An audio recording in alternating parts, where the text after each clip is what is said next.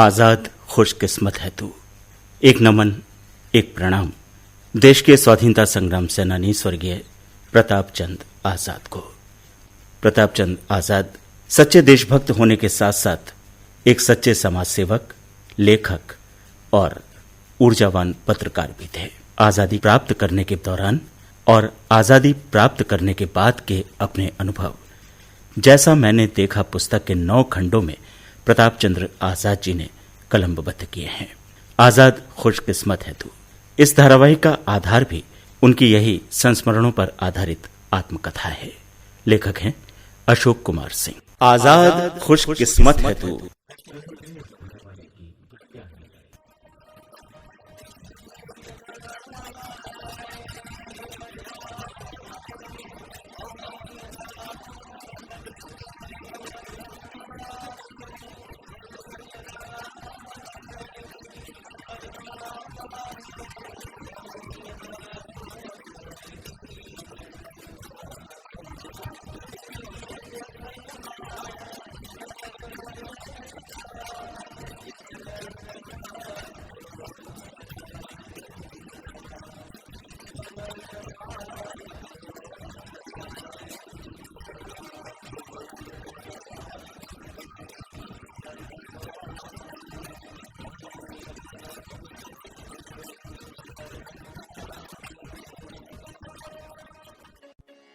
वर्ष 1958 के मई महीने में प्रताप चंद्र आजाद को दिल्ली से प्रेषित एक तार मिला।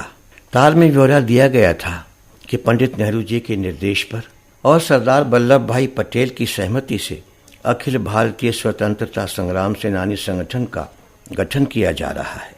आप सादर आमंत्रित हैं। जिले के स्वतंत्रता संग्राम से जुड़े व्यक्तियों का विवरण लेकर पधारें। तार संगठन के 2 पदाधिकारियों शीलभद्र राजी और संविधान निर्मात्री सभा के सदस्य रणवीर सिंह हुड्डा द्वारा भेजा गया था। तार बरेली के पते पर आया था। उस समय श्री आजाद लखनऊ में थे। वो जैसा मैंने देखा में लिखते हैं,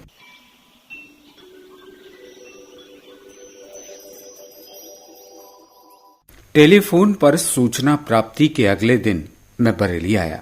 माता श्री के स्वास्थ्य की चिंता भी थी और दिल्ली जाने की आज्ञा भी लेनी थी। बरेली पहुंचकर देखा कि माता की हालत निरंतर बिगड़ती जा रही है।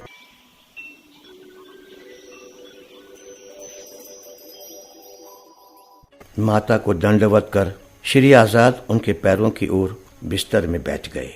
माता जानकी देवी बोली, प्रताप, प्रधानमंत्री पंडित नेहरू के आदेश पर स्वतंत्रता संग्राम सेनानियों का संगठन बनाया जा रहा है। तेरा नाम भी उल्लिखित है। तुझसे अपेक्षा की गई है कि बलिदान करने वाले कांग्रेसी स्वतंत्रता सेनानियों का विवरण दे। सच सच विवरण देना जी मां। और साक्ष्यों समेत मां, हर एक सेनानी को हक दिलाना। लेकिन मां, मैं कैसे जा सकता हूँ? लखनऊ वाले डॉक्टर साहब देखने आएंगे और आपकी तबीयत में और बिगाड़ हो गया है। माँ खांसते हुए होठों पर जबरन मुस्कान लाकर बोली, अरे प्रताप, तेरी जान मुझ में ही अटकी रहती है। क्या खाक भारत माँ की सेवा करेगा? बापू के त्याग से शिक्षा ली। पंडित जी का त्याग देख, लाल बहादुर शास्त्री जी का त्याग देख। तू भी ना मेरा वीर बेटा है जी। बस माँ के नाम पर भावुक हो जाता है। डॉक्टर आएंगे, देखकर लौट जाएंगे। तू तो रेल से जाने का मुकम्मल कार्यक्रम बना ले। जी माँ। ये संवाद थोड़ा और आगे चला। अन्य प्रकार की बातें भी हुईं। माता जानकी देवी के आदेशानुसार प्रताप चंद्र आजाद रेलगाड़ी से दिल्ली गए। वहां स्वतंत्रता सेनानियों के ठहरने और खान पान का इंतजाम किया गया था। हर एक राज्य के लिए अलग अलग पंडालों में रुकने की व्यवस्था थी। गर्मी का महीना था।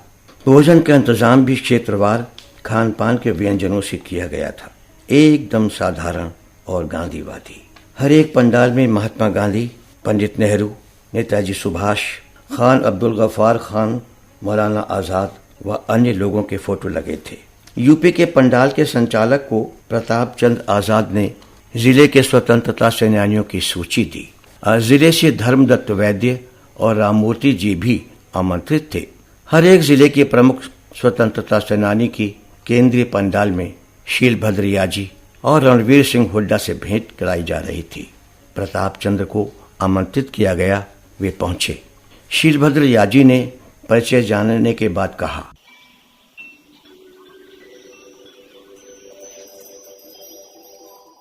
आजाद जी, आपके बड़े चर्चे सुने हैं। 9.5 साल की उम्र से आप कांग्रेस के आंदोलनकारी बने। बधाई हो। अब संगठन के लिए और देश के लिए और बेहतर काम करना है।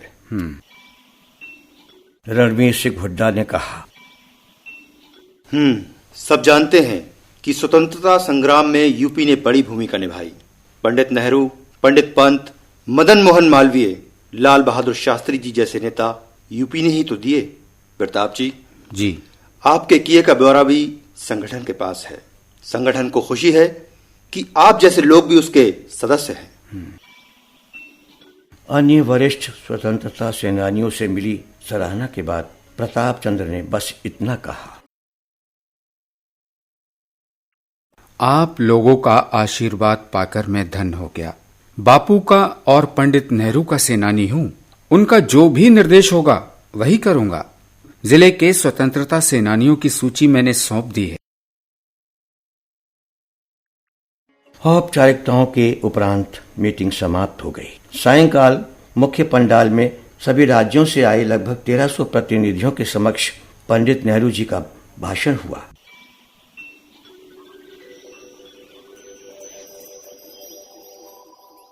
स्वतंत्रता संग्राम सेनानी संगठन के आदर योग्य पदाधिकारियों और देश भर से जुटे शांति पथ के रणबांकुरों, अभिवादन।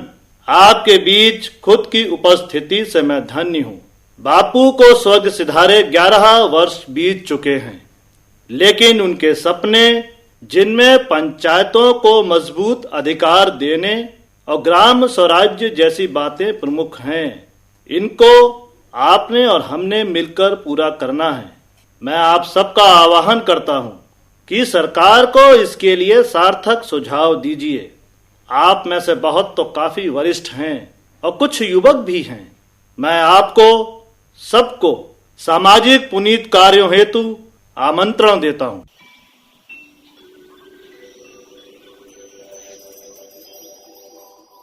बाद में सरदार पटेल बोले, साथियों, आपके महान त्यागपूर्ण कार्यों के प्रति मैं नतमस्तक हूँ। आपकी ऊर्जा से ही बापू और कांग्रेस अंग्रेजी सत्ता को उखाड़ पाए। किसी का भी योगदान कमतर नहीं है। आज हम सबका पुनीत कर्तव्य है कि सांप्रदायिक सौहार्द के लिए जितना बन पड़े करें। उत्तर, दक्षिण और पश्चिमी प्रांतों में सांप्रदायिक ताकतें सिर उठा रही हैं। उन्हें हम सब ने मिलकर कुचलना है। ये कार्य भी आजादी की लड़ाई से कम महत्वपूर्ण नहीं है। बाद में रणवीर हुड्डा ने डॉक्टर भीमराव अंबेडकर द्वारा बनाए गए संविधान पर प्रकाश डाला। संविधान निर्माण सभा के वे भी सदस्य थे। अंत में शीलभद्र याजी का भाषण हुआ। उन्होंने भी बहुत से वृत्तांत सुनाए। 2 घंटे की इस सभा में हर एक प्रदेश के 2 वक्ताओं को भी अवसर दिया गया।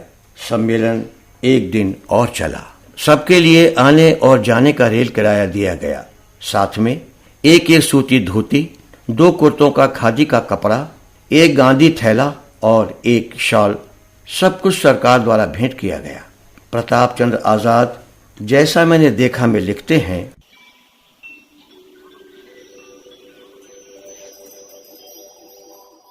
समारोह पूरी तरह अनुशासित रहा। बहुत से स्वतंत्रता सेनानी पहली बार दिल्ली आए थे। उनकी गुजारिश पर सरकारी गाइडों ने उन्हें दिल्ली का भ्रमण कराया। मैं दिल्ली आता रहा था, अतः सम्मेलन में व्यस्तता के अलावा अन्य कुछ नहीं किया। समापन के दिन केंद्रीय समिति ने प्रताप चंद्र आजाद को उत्तर प्रदेश गांधी ग्राम सेवा समिति का प्रदेश सचिव नियुक्त करने का पत्र सौंपा। बाद में श्री आजाद इस समिति के प्रदेश अध्यक्ष बने। मथुरा में 2-3 वर्षों बाद इनके नेतृत्व में गांधी ग्राम सेवा समिति का प्रांतीय सम्मेलन भी हुआ था। मां की चिंता के कारण आजाद जल्दी बरेली लौट आए। ज्ञात हुआ कि लखनऊ से डॉक्टर साहब आकर माताश्री को देख गए हैं। 1-2 दवाएं बदल गए हैं। माँ जानकी देवी बिस्तर पर लेटी रहती थीं। जून महीना आ गया था। प्रतापचंद्र लखनऊ में थे तो हृदय विदारक समाचार मिला कि माताश्री चल बसी। माता जानकी देवी के स्वर्गवास की घटना ने प्रतापचंद्र आजाद को तोड़ कर रख दिया। बचपन से आज तक वो सबसे बड़ा सहारा थी। ये सहारा छिन जाने पर प्रतापचंद्र आजाद खूब रोए। तत्काल बरेली पहुंचे।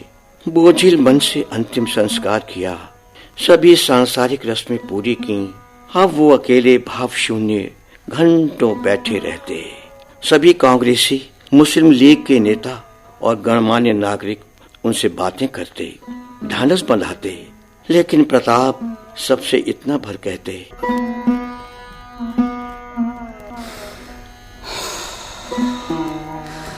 क्या करूं, भगवान ने मुझसे सब कुछ छीन लिया।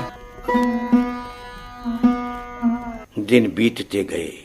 लोगों से मिलजुल कर प्रतापचंद्र सामान्य तो होते जा रहे थे, लेकिन विधायी कार्यों में भाग लेने लखनऊ नहीं जा सके। कुछ सप्ताह पश्चात मुख्यमंत्री डॉक्टर संपूर्णानंद के व्यक्तिगत बुलावे पर श्री आजाद पुराने विधायक निवास स्थित अपने आवास पर पहुंचे। बड़े नेताओं की सांत्वना और उपदेशपूर्ण बातें रंग लाईं और अंततः वे अपने कार्यों में मन लगाने लगे। प्रतापचंद्र आजाद जैसे मैंने देखा में लिखते हैं,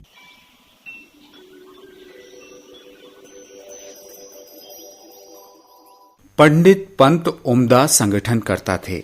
संगठन, सरकार और समर्थक विधायकों को जोड़े रखने में जैसे उन्हें महारत हासिल थी। उनके दिल्ली जाने के बाद विधायक दल में गुटबाजी हावी हो गई। ये दिनों दिन बढ़ती गई।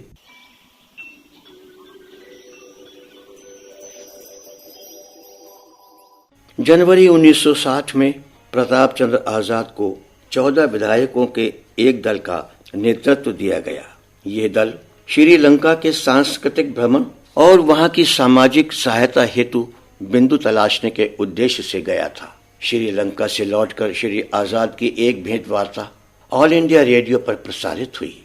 विषय था श्रीलंका में भारतीय संस्कृति का प्रभाव। कारवां चलता रहा। वर्ष 1961 आ गया। प्रतापचंद्र आजाद लखनऊ स्थित विधायक निवास में थे। ज्ञात हुआ कि गृह मंत्री पंडित गोविंद बल्लभ पंत लखनऊ आए हैं। समय लेकर उनसे मिलने राज्य अतिथि गृह गए। अभिवादन के उपरांत श्री आजाद ने कहा, पंडित पंत साहेब, आपसी खींचतान के कारण बरेली, रोहिलखंड और पूरे प्रदेश के विकास कार्य बाधित हो रहे हैं। आप कुछ सुझाएं। प्रताप जी, तुम निरे आदर्शवादी ही रहे। अरे, जहाँ सत्ता होती है वहाँ गुटबाजी होती ही है। ये स्वाभाविक है, इसमें नया कुछ नहीं है। विकास परियोजनाएं लंबित होने का जहाँ तक सवाल है तो सरकारी आर्थिक मद यानी खजाने की सीमाएं होती हैं। सब कुछ सुनियोजित ढंग से कभी तेज तो कभी धीरे क्रियान्वित होता है। मेरी इच्छा पंडित नेहरू जी से दिल्ली जाकर भेंट करने की है। आपकी क्या आज्ञा है? अरे भाई, तुम यूपी के नेता हो, वो देश के नेता हैं, जरूर मिलो।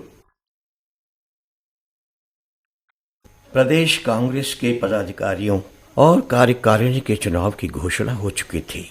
चंद्रभानु गुप्त बहुमत से प्रदेश कांग्रेस के अध्यक्ष चुने गए। प्रतापचंद्र आजाद ने उन्हें उनके निवास पर जाकर बधाई दी। भाई गुप्त जी, पीसीसी अध्यक्ष बनने पर बहुत बहुत बधाई। नई जिम्मेदारी मिली है। मेरी शुभकामनाएं हैं कि कांग्रेस का समाज सेवा रूपी मिशन आपके नेतृत्व में और बढ़े और घर घर तक पहुंचे। आजाद साहब जी, हम सबसे पहले बापू के सिपाही थे। अब हमारे नेता पंडित नेहरू जी हैं। मैं धन्य हूं कि कांग्रेस में मेरे आप जैसे साथी हैं। संगठन हेतु सुझाव देते रहिएगा। जी। 1-2 सप्ताह के उपरांत श्री आजाद पंडित नेहरू जी से भेंट करने दिल्ली पहुंचे। प्रोटोकॉल के अनुसार नेहरू जी के सचिवालय से समय मांगा। संसद भवन स्थित प्रधानमंत्री कार्यालय में जाकर मिले। प्रताप चंद्र आजाद ने नेहरू जी को प्रणाम करने के पश्चात अनुरोध किया।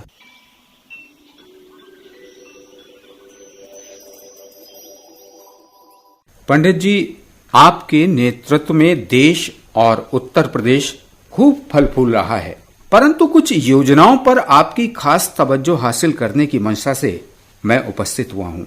एक तो यह कि रुहेलखंड विश्वविद्यालय के जल्द निर्माण हेतु मदद करें। क्षेत्र की कृषि के लिए एक बड़ा अनुसंधान केंद्र बनवाते तो किसानों का समुचित विकास हो पाता। पंतनगर इसके लिए बहुत उपयोगी स्थान हो सकता है।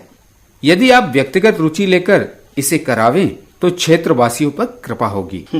भाई आजाद साहब जी, रुहेलखंड विश्वविद्यालय के लिए गृह मंत्री पंडित पंत जी स्वयं मुझे 2 बार स्मरण करा चुके हैं। इसके लिए आवश्यक शीघ्र कार्यवाही हेतु मेरा कार्यालय आदेश भी दे चुका है। देखो, वक्त तो लगेगा, लेकिन आपने याद दिला दिया। मैं एक पत्र शीघ्र ही संबंधित विभाग को और एक पत्र प्रदेश सरकार को भिजवा दूंगा। पंतनगर कृषि विश्वविद्यालय और अनुसंधान संस्थान के लिए पंडित पंत जी ने एक विस्तृत नोट तैयार किया है। तुम्हारे भी कुछ सुझाव हो तो जुड़वा देना। किसानों के विकास के लिए एक बड़ा बीज निगम बनाया जाएगा, जिसमें बृहत्तर अनुसंधान के उपरांत अव्वल कोटि के बीज निर्मित हो सकेंगे। आजाद जी, मुझे स्मरण है कि आप छोटे थे जब आग्रह किया था आपने छात्र सम्मेलन में ले जाने का। मैंने तुरंत माना भी। बाद में आपकी ऊर्जा और हिम्मत सेंट्रल जेल में 1942 से 1944 के बीच देखी। जुल्म भी आपने सहे। भाई, मुझे खुशी है कि कांग्रेस के पास तुम्हारे जैसे कर्मठ कार्यकर्ता हैं।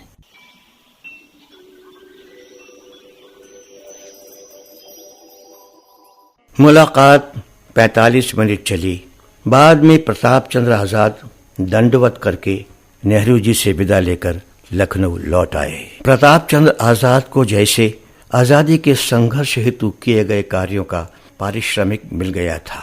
बरेली के अपने सहयोगी कांग्रेस नेता बनवारी लाल शर्मा को अपने संस्मरण सुनाते हुए बोले, पंडित नेहरू जी से मेरा संपर्क वर्ष 1936 में तब हुआ था जब वो राजनीतिक सम्मेलन में बरेली की पुरानी माचिस फैक्ट्री में पधारे थे। यूपी भर का सम्मेलन था। एक से एक दिग्गज कांग्रेसी नेता और कार्यकर्ता जुटे थे। उद्घाटन नेहरू जी ने और अध्यक्षता आचार्य नरेंद्र देव ने की थी। मैंने आग्रह पूर्वक नेहरू जी से खुद द्वारा बुलाए छात्र सम्मेलन के उद्घाटन की प्रार्थना की और छात्रों की खुशी का तब ठिकाना नहीं रहा जब वो मान गए और वहीं लगे पंडाल में पधारे। श्री आजाद को स्मरण था कि वर्ष 1938 में भी नेहरू जी ने उन्हें साप्ताहिक समाचार पत्र आजादी के प्रकाशन पर लिखकर आशीर्वाद दिया था। 18 अप्रैल 1938 को नेहरू जी के लिखे पत्र का मजमून था, प्रिय श्री आजाद जी, आजादी के साप्ताहिक प्रकाशन पर बहुत बहुत बधाई। मुझे प्रसन्नता है कि आपने राजनीतिक और साहित्यिक पत्रिका का प्रकाशन आरंभ किया है। ऐसे प्रयास आजादी की जंग में जुटे स्वयंसेवकों का हौसला बढ़ाने और नए लोगों को जोड़ने में सकारात्मक भूमिका निभाएंगे। हर एक भारतवासी के ज्ञान वर्धन हेतु इसमें बड़े छोटे नेताओं और समाज सेवियों के संस्मरण और लेख छापें। धन्यवाद।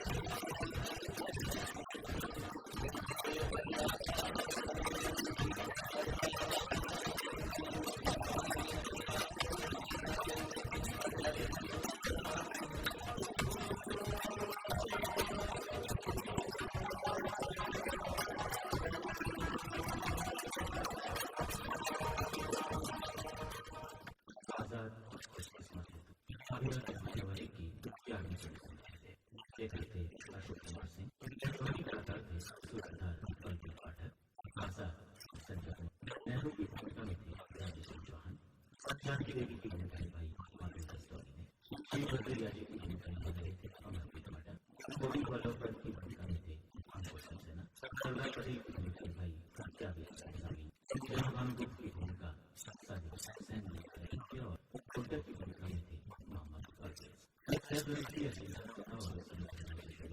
प्रस्तुत करता था